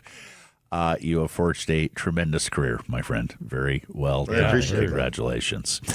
Let's get into brass tacks, and we'll start with the Redwoods Golf Course poll question today. Cam, outside of the core players, who is the Canucks X-factor this season? We've listed Chytil, Kane, and Lekramaki as the options, but you feel free to go off the board if you so choose. Is Thatcher Demko a core player? Yes. We think he's a core player. Yeah, Demko's health is an easy answer there, so we wanted people to dig a little deeper on it. I'm going Chytil then, because we see that lineup right now with Chytil at 2 and Cootes at 3. That is a tenuous situation. So if Filip Chytil can stay healthy and can play at a legitimate second line center level, I think that is a huge X factor for the team, that he could, I don't want to say make or break the season for them, because that might be a little hyperbolic, but I think that he has, how his season goes will impact the team greatly outside of the core. Okay, play it out with me. He is perfectly healthy this year, Cam. Tell us, because we saw him briefly last year, but I think we're still getting to know the player as a market. Yeah. Tell me, what about his game would translate to being a second-line center? Well, I mean, he's got the size, he has speed, he has playmaking ability, he has two-way ability. So it's like, he can finish off at a reasonable level as well on his own. So we've been waiting for Filip Chytil ever since, his draft year. He came on very, very fast, kind of in the back half of his draft year, and everyone started getting very excited about the offensive potential that this player had. And then it just really hasn't come to fruition at the NHL level. And I think that the injuries have played a significant role in that as well. And in New York, it's difficult to get power play time there at the time as well. I think that at his age now, and if he can be healthy and he can get, some chemistry with some decent players on that line, especially when Hoglander comes back and hopefully fills in that role, that's, that left side on the second line, that's also a point of concern at the moment. But if he can find some chemistry and he can play 75, 80 games, I think that a 20-goal, 55-point season, very reasonable second line center production, and be on your special teams, your second power play, kill some penalties for you, that will go a long way, and it's very achievable for him. It's something that I've been waiting for the last 2-3 years for him, as long as the concussions weren't hindering him. How do you think he'll work with Garland? I think pretty well. I mean, Garland's a fairly easy player to get on with, as long as you don't slow the game down too much, because he wants to get in there. He wants to do things quickly. He wants to get in and muck it up a little bit. So when the game slows down, then, maybe there's some issues with chemistry, but I don't think Chytil plays that way traditionally. So I think that it should be kind of a north-south straight, get in there. Someone's doing the digging, and it's often Garland. And then he can support and he can facilitate and he can play make. And hopefully, like I said, so I was going to say, you need someone on that left flank who can finish consistently. Or you just got to make sure you don't run into Garland. That's the other problem, is that he's everywhere all at once. And Stay clear of the dervish. Yes, exactly. Do you believe Patrick Olveen when he says Braden Coots makes this team even if Teddy Bluger is healthy? I could believe that he deserves to make this team. I could believe that statement. Do you believe that he actually logistically makes this team if Teddy Bluger is 100% healthy? I do. Yeah. I think that they, and makes this team is a lot different than sticks with this team. But I do that, you ask something from your players when they come to camp, and you expect something and you ask for something. And when they deliver the way he did, you have to find a role for him, and you have to find a spot for him, at least in that opening night roster. And obviously Bluger getting injured facilitated that a little bit further, that he can get into games right away. But now it's a matter of, you've got here, can you stay here? And so now the work begins for Braden Coots, right? And you think that it's an uphill battle at camp, but now the real work begins to see if you can stick in the NHL past that 9-game mark. Well, and the next 3 to 4, like if that's how long Bluger's gone for here, that presents some opportunity here for Coots to really show his wares, because, if Bluger's in, he's the 4th C. Yeah. He's probably playing a few minutes, but now he's just competing for minutes with Räty, who also has stuff to prove. Like, one of these two guys is going to get more minutes than they probably bargained for, if all 5 centers are available. Absolutely right. And that's why we look at the Canucks down the middle being like, this could be dicey, but there are worlds where, like we mentioned, Chytil can play up to his potential and stay healthy. And then if Coots can survive and thrive a little bit too, and they're setting him up. Him and Lekirmäki, they started to find a little rhythm there in the preseason, late in the preseason. And then you put Evander Kane, the veteran, the hard-nosed guy, the guy who can maybe stick up for the kids a little bit out there on the ice. If they can find a little lightning in a bottle there, then that could be something. Coots is a very smart player, and he plays with NHL speed already. And those two things, even though he's not a big player, should help him mitigate some of the risk that you have when you throw an 18-year-old into this level of hockey. And so, yeah, it's the minutes are there for him. The opportunity is there for him to prove that he can play at this level and keep playing at that level. But I do wonder how just long-term maximizing his offensive upside, how that'll work. If he's getting real minutes, if he's getting 15 minutes in the NHL and he's seeing some offensive zone start times, keep him around. But if he's not, I still think Junior is a good option. Let's just flesh out the centers. We've done 3 of them basically to this point. It wasn't a bad preseason and training camp for Räty, but he didn't grab headlines. Has your faith diminished that he can seize his brass ring? Again, it's a different size brass ring than that of Chytil's and Pettersson's, but where is your confidence level in Räty right now? It's not super high. It's not super high because we talked about this last week or the week before, where it was like you wanted him to come into camp hungry, that he had to earn a spot or risk ending up on waivers and getting picked up and getting bounced around. And that's kind of like, that's not a good start to a career for a guy that sets you off on the wrong foot. So he ended up making this team kind of by default. And so now it's like, now the opportunity is with Bluger out. It's like, do you want minutes? Are you going to be a 13th guy? Or are you going to end up in waivers here in 2 weeks? And that's basically going to be his career trajectory is this next couple of weeks. So we're going to see what he's made of, if he can step up. And, he doesn't have to do a lot of flashy things, but he has to win his faceoffs. He has to be strong defensively, and he has to make some plays when the opportunity arises. And it's not a ton to ask, but he still has to pull it off. One of the tools I quite enjoy on elite prospects, and we've referenced them a couple of times this week already, is the page where you have NHL teams by average age, height, weight, and experience. We referenced it the other day that the Vancouver Canucks are the 5th youngest team in the NHL, the 6th least experienced team in the NHL. But the other thing, and the thing that probably stands out the most, outside of the Pittsburgh Penguins, the Vancouver Canucks are the lightest team in the NHL, averaging 194 pounds per player. Cam, does that matter in today's NHL, or does it only matter in the postseason when quote-unquote heavy hockey comes into play? Yeah, it matters in the spring for sure, and they'll want to add some beef. And I think that this team has showed, going after Zadorov before, bringing in Susie. They have in the past prioritized getting some meat on the blue line or trying to, Joshua leaving. And Kiramaki and Cootes making the team. That's going to bring all that down. So this roster might look, maybe not significantly, but it could look quite a bit different by the time springtime rolls around. And you would think that there will be a priority placed on adding some more meat, some more muscle, and some more experience into that lineup if they are going to be a playoff team. In the regular season, though, Cam, would that daunt you? You've got to get through 82 games. Does their lack of relative heft pose a problem for them? I don't think, I'm not too concerned about it at this point, and I think they have pretty decent depth as well down in the farm that they can bring guys up when injuries arrive, because they aren't a big team and they might get worn down a little bit, or they have these young guys who might wear down a little bit quicker. So I don't think it's a major concern. Like, obviously you want everybody to be 6'4", 225. That would be perfect, but that's just not the way that they've been drafting and developing at this point. And, they've moved out some bigger bodies. So I do think that they will be looking to add some more of that as the season moves along, though.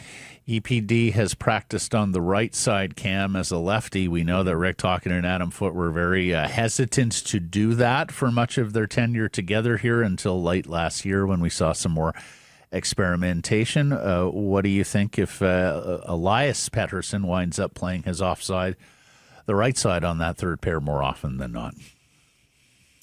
I'm okay with it. I'm okay with it as long as he's handling it well. It is a challenge for sure, and Adam Foote would know that, intimately, is that, keeping pucks in on your backhand in the offensive zone, retrieving on your backhand or picking up off the wall in the defensive zone and moving the puck on your offside, not easy, especially in the NHL when you're getting pressured. It's nice to have your forehand to the inside of the ice when you're coming down, when you're looking offensively. That's always a big, big plus, and I know a lot of players prefer to play on their offside because of that. He's handled it pretty well in preseason. He has done it before in the past. He's played on the right side as well. He seems fairly comfortable. So if he's comfortable with it and the coaching staff is willing to let him go and he can handle it, then I'm okay with it. I think this player has a lot of IQ that maybe wasn't noticed early on in his junior career, that he's actually a pretty smart and kind of crafty player still, with a lot of upside. So I'd be okay with it for him if he ended up playing there full time. We haven't spent a lot of time talking about Kiefer Sherwood this month, have we? No, I think you just sort of assume he is what he is. I mean, well, I think the that danger is actually my question. Well, the danger is, I think, that you just expect him to score 18 goals. So herein lies my question, Cam Robinson. A career year of 19 goals. Played 14 minutes and 53 seconds per night last year. That was a full minute 20 jump from his previous career high. Shot 13.5% last year as a career 10.5 point shooter. You look at the raw numbers and you can either make the case, he was given more ice time and he did something with it, and this is a player who's in ascension, or you look at it and say this could be an outlier year because of the high shooting percentage. But where are you on Sherwood in terms of him pulling the trick for a second season here with the Canucks? I think you can bank on him getting about 1,000 hits, right? We can feel good about that. maybe half that much. But yes, I would be wary to pencil him in for 20 or close to 20 again, just because it hasn't been proven over the long haul. And like you said, a jump from 10 to 13 or 13.5% isn't massive, especially when you have that little elevation in deployment. But until he, replicates it or at least gets off to a good start, I would be looking at him in the low 2 digits, right? If he's putting up 10, 12, 13 goals, I think that's probably fine. You want more, but that's more the level I would expect from him. Like, he had a couple of multi-goal games last year. Things were really going well for him.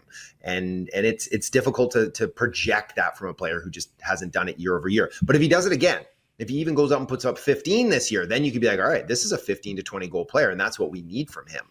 But if he goes up and puts up 10, then you're probably like, this is probably. But here's the thing. I don't think his assignment is going to be any worse this year. Like, he spent some time on the fourth line last year, and I don't know that he's going to be asked to do that much this year. I think there's enough, open slots that I think he's top 9 this year, isn't he? Depends on who's on the wings, right? Like, right now they've got Baines up on the second line, and they've got Kane and Lekkerimäki on the third line. So then it is kind of like he's playing on that fourth line. But I like you think his role in his deployment will be very similar to what it was last year, because, talking about X factors, like, he is an X factor with the way he can play physically. And that just creates space on the ice for everybody, including himself. And so if he can continue to do that, chances should follow, or chances for his line mates should follow. And so, if he can put up 14, 15 goals this season and push for 40 points, I think that's a big win with the 1,000 hits he's going to rack. Pettersson with DeBrusk and Besser, Cam, they have loaded up their 2 best goal-scoring wingers with their best playmaking center iceman. It should give them all the best opportunity at individual and line success, but of course it does allow for the opposition to match up and counteract the Vancouver Canucks a little bit differently than teams that have a little bit more balanced scoring through the top 9. What do you make of that? How difficult do you think the matchups are going to be for that top Canucks line? And are they making things a little easier for the opposition in terms of matching up on the 3 other combos? It's kind of the hand they've been dealt, though, right? And this is what I thought, even going back into the summers, I thought this is what they would start with, is that they would just load up the top. They will be force-fed top defensive matchups, the top shutdown centers when they're on the road and the top pairing against them, and they're going to have to fight through that. And the real question is, who exactly is going to fight through that, right? Who is doing the dirty work on that line to get it to your best goal scorers, which, all 3 of them are the team's top goal scorers in all likelihood. And so we're going to need to see some more jam out of DeBrusk. That would be useful. And I think really you have to hope that maybe not career years, but that all 3 are going to be at, the top of their game in order for this to be a playoff team. Otherwise, if you start to split them up, now you've got, maybe 2 or 3 more watered down lines, which is harder to match up against, but also harder to really start running ship too. Okay, buddy, we have arrived at the moment of truth, and Cam said he did altogether far too much homework and too deep a dive when I mentioned we wanted this from him the other day. Well, first of all, take us into your process of getting to the prediction of Canucks season point total and division or conference finish, Cam Robinson. Yeah, so yesterday when you told me this, I went and I built myself a model, didn't sleep for the last 24 hours, had that chewing out numbers, spitting out. No, but I fiddled around and I'm looking at all the rosters and I'm watching the games last night and I'm like, where's LA's offense, boys? How's this team going to win a spot at the top of the division? So but then I look at the Canucks roster and I'm like, there's a lot of what ifs here too. So there's basically 2 outcomes for me, I think. My kid and I talk about this, I think, every time we go to the rink too. Do you think they're going to be a playoff team? And I think that there's certainly a way. I have them right now, 96 points, the final wild card team, and a date with the Dallas Stars in the first round. And that is with a lot of the ifs working right. So that's Thatcher Demko being healthy, and I think he's got a chip on his shoulder. I actually think he's going to be a big factor for the team. That's Elias Pettersson playing as a first-line center. Doesn't have to be a superstar. It's a first-line center. That's Chytil staying healthy. That's Quinn staying healthy and being the superstar that he is. And everyone else is kind of playing up to snuff. I think that's a wild card team right there. If one of those things doesn't happen, though, it's a non-playoff team. If everything breaks right and Pettersson's a superstar for you, I think that they could leap over LA and be kind of that third team in the Pacific. So 96 in the final wild 96. card. We will put you down for that, Cam.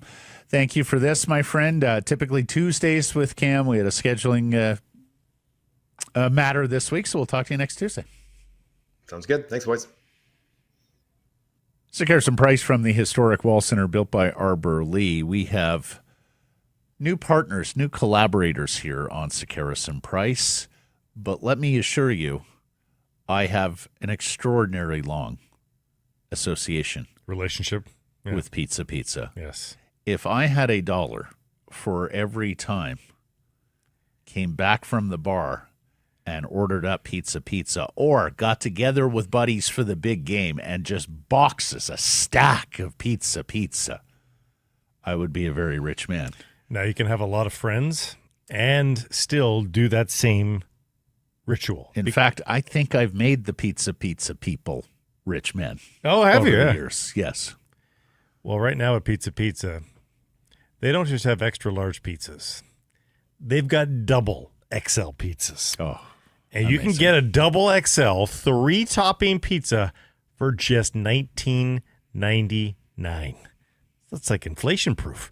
There's an 18-inch pizza with 8 huge slices. It is the go-to game viewing pizza. Don't forget the creamy garlic dip if you're one of those.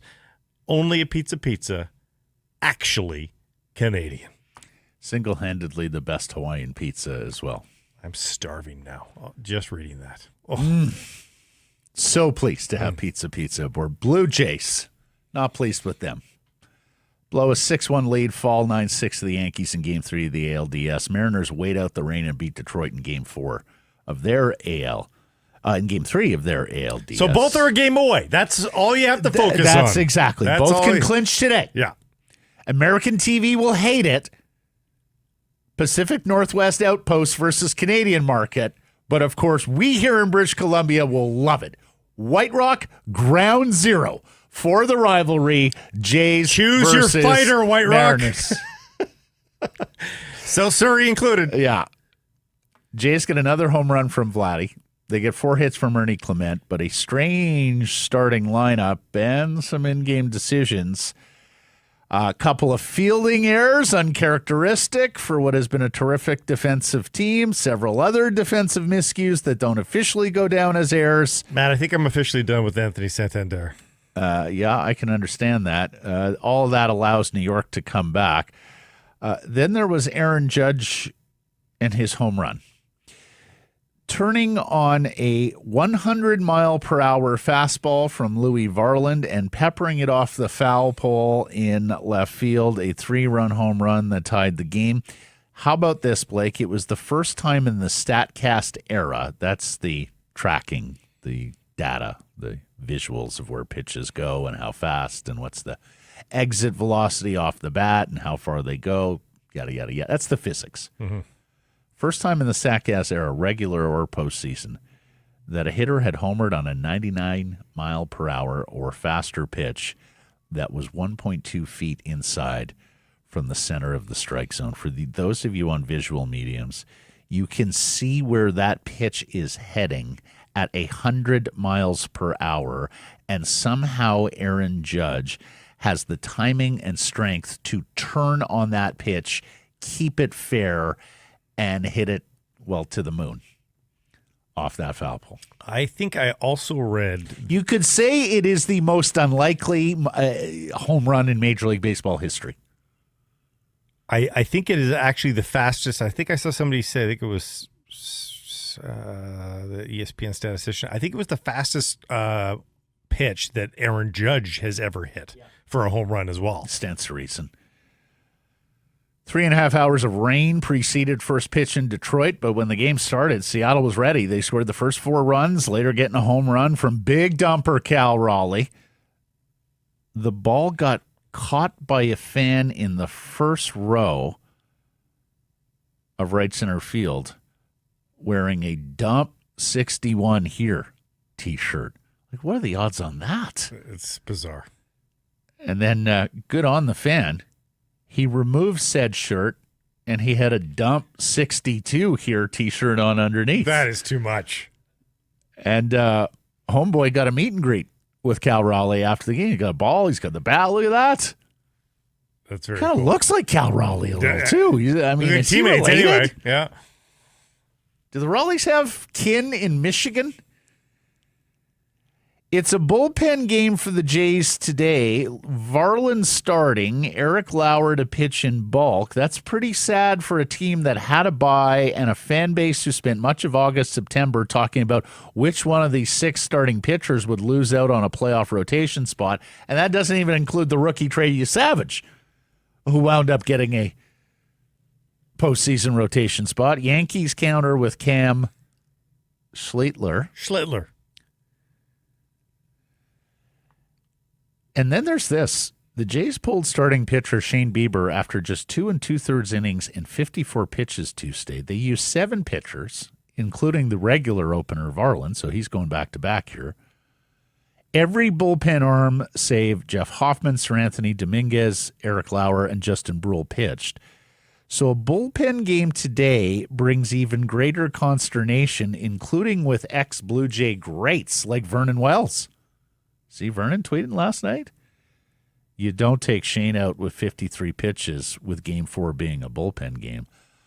I was a little surprised, I must say, that the hook was that quick for Shane Bieber, knowing what was coming here in Game 4. Buck said last night that he got burned pitching for the next, or managing for the next day when they played that best of 3 versus the Mariners. And he vowed that he would never do that again. And he was managing to win that game and sweep the series, and he lost that gamble. So now he's got to. But So my you regret, say he, just so everybody knows, because this is former Vancouver Canadians manager John Schneider. Yeah. It is a much broader constituency of people in the front office who make these sorts of decisions, or who at the very least are involved in pre-game strategic meetings, going through scenarios and advocating for or against different moves. So Schneider wears it. He's taken on that responsibility in the past, especially when they pulled Barrios from that game in Minnesota a couple years ago where he was going and they went to Kikuchi and everything went to pot. But it is bigger than just a John Schneider decision. well, anytime He's got to wear it. Managers are in charge of roster construction. So he's got to wear it, but it's not his decision in isolation, much like it's like, for example, a hockey coach pretty much has carte blanche. There will be times when a general manager comes down on a hockey coach and says, look, we need to see this guy. So you need to play this young player, or you need to do this. Kind of like, the Moneyball movie with the Billy Bean character and the Howe character. And Coots' decision was probably a very much a 50-50 kind of decision as to what to do. Because Coots is But more often than not, a hockey coach is single-handedly responsible for who's playing and who's not. It's a little bit broader now in baseball. But my regret, my hindsight is not on Bieber coming out when he did. I think that was understandable given how he looked and the situation of the game. Here's my regret: Max Scherzer not being on the roster. That would have been a perfect Max Scherzer opportunity to either to double up and have them come in after each other in the same game. So either Scherzer takes over there, or you comfortably go to the bullpen there because you have Scherzer to start Game 4. So I think that was a mistake. I know he didn't look good late in the season, but this is when the veterans step up. They know the stage. Max Scherzer should have been on this roster. Mariners go with Bryce Miller today, the 5th of their Big 5 starting pitchers, as Brian Wu is unable to go. Tigers will counter with Casey Mize. Seattle has an interesting decision today as well, should Miller struggle. Do you go purely with bullpen guys? Do you go with Emerson Hancock, who has been a starting pitcher and is accustomed to going multiple innings? Sort of their Lauer, yeah. Yeah, or Blake, do you go with George Kirby or Luis Castillo, because theoretically you're only going to use one of them in Game 5? Do you keep a Kirby or Castillo in reserve for Game 5, or do you throw them now because let's win it right now. The baseball mantra generally is let's win it right now. You play to win that game, Yes. especially when you know the consequences. You don't have to play the next one, right? In an elimination game for you don't manage for the loss, you manage for the win. So I think I think all those plans change once you get hit in the face if you give up 6 runs in the first, but yeah, Blake Price play to with win the a game. Variation on the Herm Edwards. You play to win the game. No. You play to win that game. Don't play just to play it. Dodgers and Brewers. When's the last time we got a good coachism? It's been a while. Well, we had a good run of the coachism. So you know what? You don't get them. I'll give you 2 examples, Blake. Here's why you don't get them as often. Mike Singletary. Yeah. Can't play with him. Can't Yeah. coach with him. Can't do it. Yeah. Has adversely affected his chances of being a head coach again. Jim Playfair, longtime NHL, AHL coach, the tirade. Remember in the AHL, the tirade? The on-ice tirade, you mean, the bench. The bench tirade. Yeah, but that's different. Going That's crazy, different. ripping off the tie and all that. That's different. I'm talking... Those are the sorts of things that are held against coaches losing their temper. Denny Green, right? The Bears are who we thought they were. Jim Mora, playoffs. As soon as you get branded with that soundbite or with that visual of you clearly beyond your emotions, that adversely affect. So now they all try and be like Travis Green. Be as boring as possible. Yeah, control. It denotes a lack of control, I guess. But Correct. goddamn, we lived in a great era. Oh, did we ever? Well, and of course, it was last month, a couple of months ago. All in the aughts, it feels like. Late 90s aughts. There's so many good clips. No, the originator is Lee Elia of Wow. the Chicago Cubs in the 80s. But that's a tantrum. That's different than... These guys aren't screaming. Can't like Singletary was not screaming. Mm-hmm. He was adamant, but he wasn't screaming. Half the world works, and these motherfuckers come to day baseball to get. If you're not familiar with the Lee Elia rant, now some of it does not stand up. There are some things in there that would be inappropriate in today's. Well, most everything in there is inappropriate. Not socially some acceptable. even more so in today's context. But manager of the Cubs, they get off to a tough start in April, and he goes nuclear on the fan base. Between Allen Iverson and the NFL coaches, we had Oh, did we ever? so many good clips. Anyhow. Whitecaps prepping for Orlando Saturday. They will, against all instinct and emotion, be rooting for TFC tonight as their Canadian rivals take on LAFC in a makeup game to get the Angelinos closer to square on games played. LAFC is 4 points behind Vancouver with a game in hand. A win tonight would vault them past Minnesota into third place in the West, just 1 point behind the Caps in San Diego for first place. My concern here is looking ahead to round 2 of the MLS playoffs, round 2 of the actual playoffs, not the playing game. You want to postpone facing LAFC as long as possible. Yes. We see this sometimes, especially with the marquee clubs in MLS. They go out, they add a significant designated player in the final third of the season, and then they become a whole lot more intimidating than they were previously. Already a good team. They were kind of underachieving. But they went out and they got Sonny. Yeah, and now they're the crazy. Korean international from Tottenham who scored in every damn game he's played in MLS. He's like Mueller. Yeah. You do wonder whether the Caps got some inspiration Monday at Rogers Arena. Did you see all the photos with the Larry O'Brien trophy that was there at the NBA Canada The whole Series team game? was there. It was crazy. Exactly. They have a Voyageurs Cup. They nearly won the CONCACAF trophy, can no longer win the Supporters Shield. One more trophy to get. We are 16 days away from the start of the MLS Cup playoffs. The Caps have clinched home pitch advantage in the first round, and barring a Supercross conflict, would host Game 1 as early as Friday, October 24th. Best case scenario here is that the Whitecaps and LAFC both catch San Diego. It would be best if the Caps finish first, LAFC 2. So then you don't meet them until the West Final. Yeah. And I'm joking. Supercross goes November 15th. Everybody knows that. And then there's this, Blake. I want to put you in the Wayback Time machine here.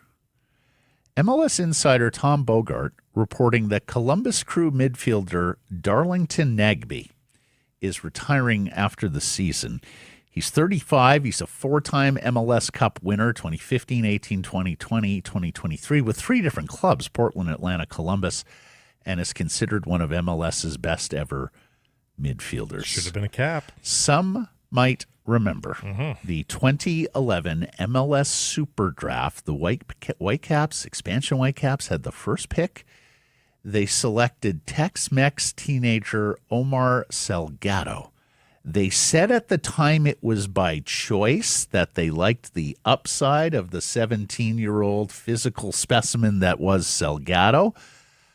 Nagbe would later cop to the fact he told Vancouver he didn't want to play there. I'm not going. The Whitecaps basically were just trying to ignore that. They didn't want to stain on the brand so early in their MLS existence. Oh my God, we've had a guy say, I don't want to play for you.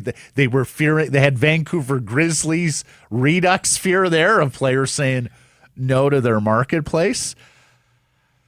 Salgado made 26 appearances for the Caps. He scored one goal. He was often admonished for laziness and lack of professionalism. He would play less than 100 professional games, almost all of them in the USL, in tiers below the MLS. Nagbe goes on to be one of the legendary players in this loop.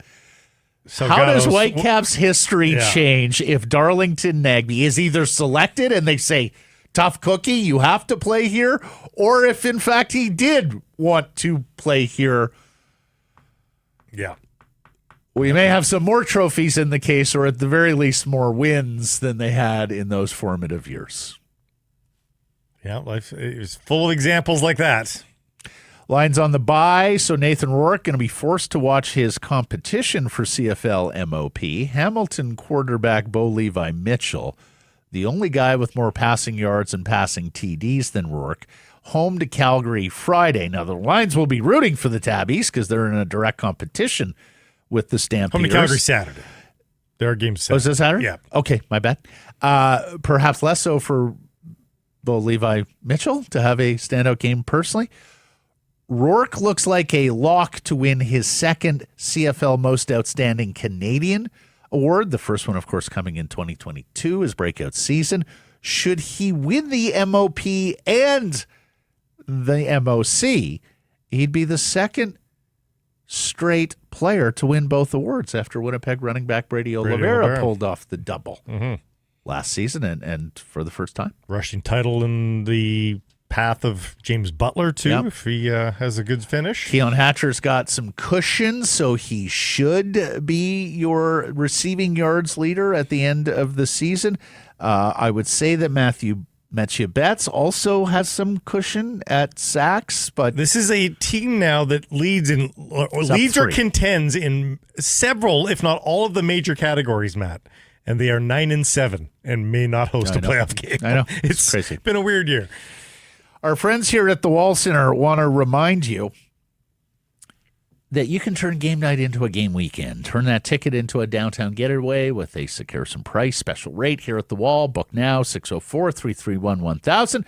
Just say you heard it here. Some blackout dates apply based on availability. Let's get to final results of the Redwoods Golf Course poll question. What is a realistic goal for the Canucks this season? Blake, the options were make the playoffs, win a round, win 2 rounds, or make the Cup final. The survey says?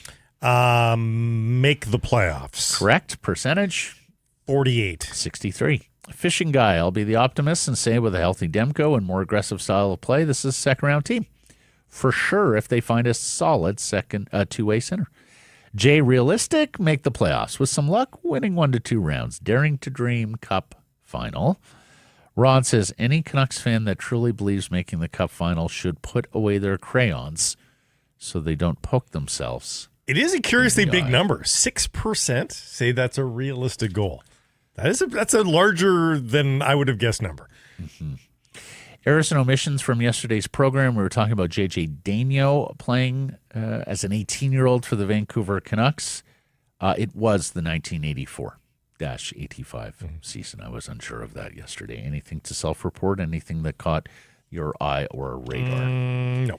Thanks for joining us, everybody. Appreciate you spending some time connecting with the program. Please do subscribe to all our assorted channels, YouTube in particular, and wherever you get your podcasts.